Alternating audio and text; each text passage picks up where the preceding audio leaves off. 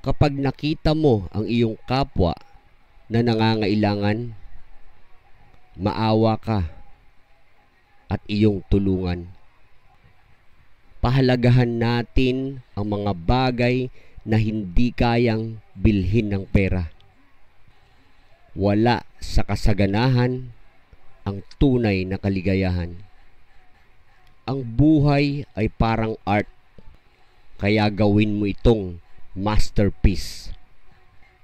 Ang pag-ibig ay nagsisimula sa isang matamis na ngiti.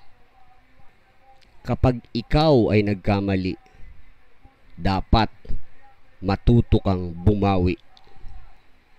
Kung masakit para sa iyo, siguradong masakit din ito sa ibang tao. Minsan, ang pananahimik ay ang tamang kasagutan para maiwasan ang mga kaguluhan. Ang isa sa pinakamahalaga na dapat mong matutunan sa buhay ay ang pagiging kalmado.